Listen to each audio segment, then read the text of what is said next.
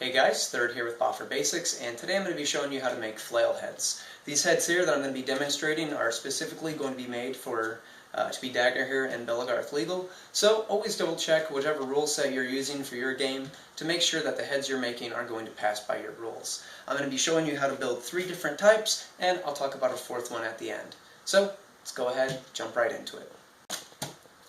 The first method I'm going to show you is making a head using a foam yoga roller. These can be found at just about any big box store or sporting goods store for relatively cheaply, about $5 or $8.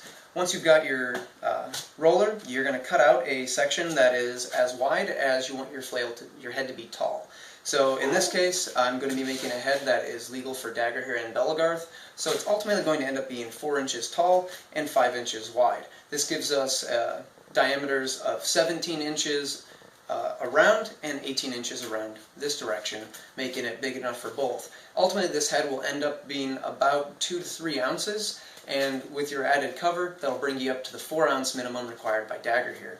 So to cut your core, you'll cut out a piece as wide as you need your flail head to be tall, and then you'll mark out a section to cut out for your core. In this case, we're going to make the core 4 1/4 inches wide, and then again, it's 4 inches tall. Cutting this foam is easiest with a coping saw like this, or a hacksaw, or anything similar. You can cut it with a razor blade, but typically they're just a little bit short, and it makes it kind of difficult to get a nice even cut. Once you've got your core cut out, make sure that it is level all around. If you're not very good at cutting, you might want to go ahead and make your head oversized, and then trim it down squarely, and then round it off at the end. So in this case, nice and even on the top, got mine kind of cantered on the bottom on this side here. So if you get that messed up, go ahead and start over, or don't mess up in the first place, oversize, and then trim down.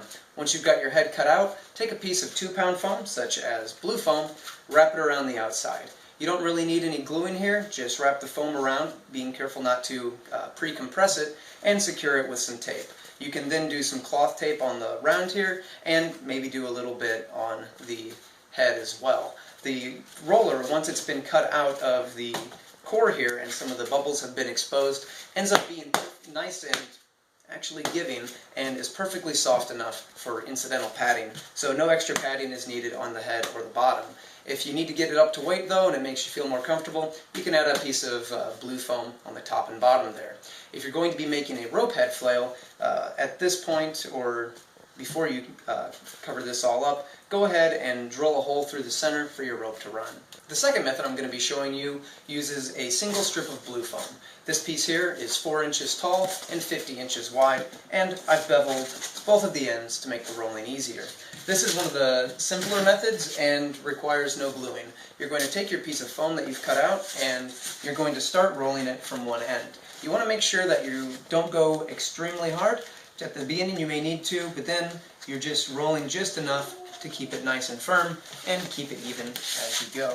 Once you've got your head fully rolled up, see, that was quick, just secure it with a little bit of tape on the side and some cloth tape around to keep this securely in place. If you're going to be doing a rope head flail, make sure that you leave a small gap there in the center for your rope to run up through. Other than that, your head is complete. This will end up being about 2 ounces, but with an extra piece on the top and the bottom, or adding just a little bit of extra duct tape or cloth tape to the top and the bottom, plus your cover, it'll very easily reach the 4-ounce minimum for Dagorhir.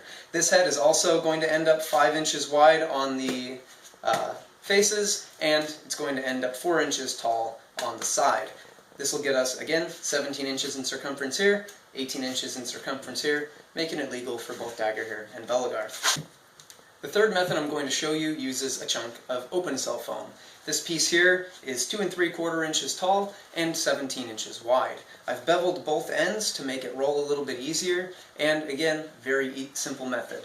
Taking the bevel down here, we're going to very gently roll the foam up. We don't want to pre-compress here, because again, we'll make it hit like a brick.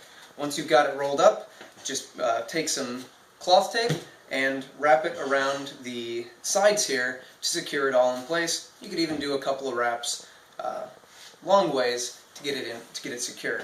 So once again, I've got a 4-inch tall head that ends up being 5 inches on the face. That's a really nice measurement. It makes good looking heads that just look nice. And this head here is going to weigh about 2.5 ounces once you're done. Adding in your cover should get you up to the minimum 4 ounce for Dagorhir.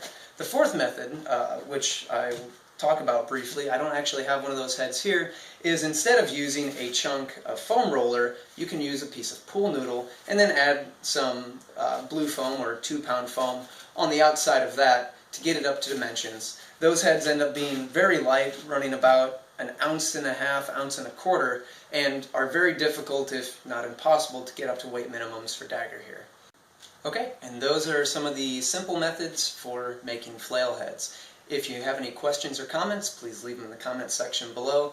If you liked this video, be sure to like and subscribe and share it around. Thanks for watching. Have a good one.